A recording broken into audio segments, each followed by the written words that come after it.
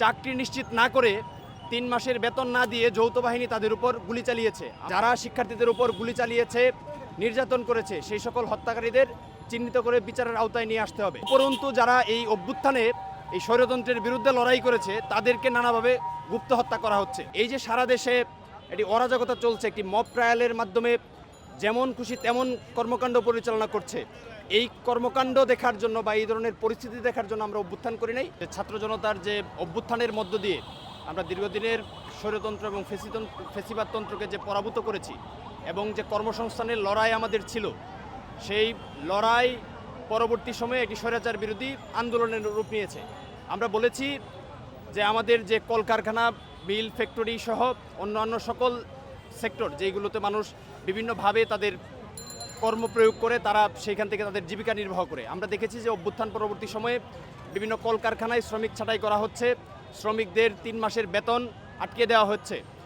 সেই দাবিতে যখন বিভিন্ন কলকারখানার শ্রমিকরা আন্দোলন করছেন, উপরন্তু সেই শ্রমিকদের চাকরি নিশ্চিত না করে 3 মাসের বেতন না দিয়ে যৌথ বাহিনী তাদের উপর গুলি চালিয়েছে। আমরা দেখেছি যে ম্যাঙ্গো ট্যাঙ্কের কাউসার সহ আরও 3 জনকে গুলি করে হত্যা করা হয়েছে।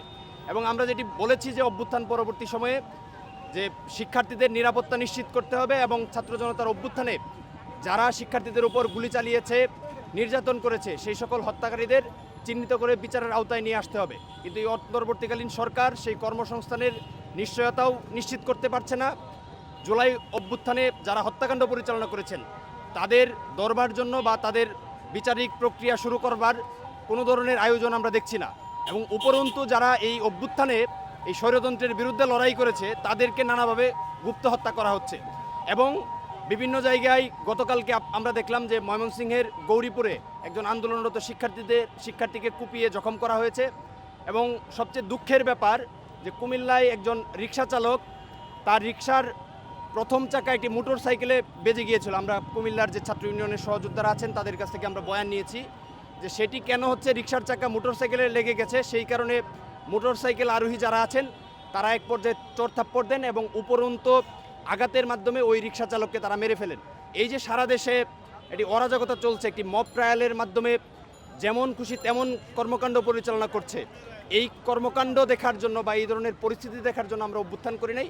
আমরা অন্তর্বর্তীকালীন সরকারের কাছে দাবি জানাই যে দ্রুত সময়ের মাঝে বাংলাদেশের যে আইনশৃঙ্খলা পরিস্থিতি, এই আইনশৃঙ্খলা পরিস্থিতির নিয়ন্ত্রণ আপনারা করুন। এবং আরেকটি বিষয়ে মানুষ এবং শিক্ষার্থীরা বিক্ষুব্ধ, ঢাকা বিশ্ববিদ্যালয়ের বিভিন্ন হলগুলোতেও আপনারাই বিভিন্ন ইন্টারভিউ নিচ্ছেন যে খাবারের মান হচ্ছে খুবই খারাপ। মূলত 3টি দাবি নিয়ে আমরা শাহবাগে বাংলাদেশ ছাত্রলীগের পক্ষ থেকে বিক্ষোভ সমাবেশ আয়োজন করেছি। দাবিটি হচ্ছে জুলাই আগস্ট গণঅভ্যুত্থানে পতিত স্বৈরাচার কর্তৃক যে হত্যাকাণ্ড সংঘটিত হয়েছে, সেই হত্যাকাণ্ডের দ্রুততম সময়ে সেই হত্যাকাণ্ডের বিচার নিশ্চিত করতে হবে। একই সাথে অভ্যুত্থানে অংশগ্রহণকারী ছাত্র জনতার জানমালের নিরাপত্তা বিধান এবং তাদেরকে যে গুরুত্বভাবে তাদের উপর হামলা এবং তাদেরকে হত্যা করা হয়েছে, সেই হত্যাকাণ্ডের বিচার নিশ্চিত করতে হবে।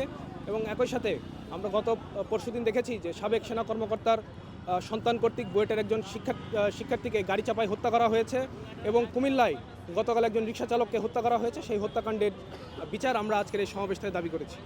দ্রব্যমূল্যের যে ঊর্ধ্বগতি, যার কারণে হল ক্যান্টিনের মালিকদের সাথে আমাদের প্রতিনিয়তই কথা হয়, তারা কুলিয়ে উঠতে পারছেন না।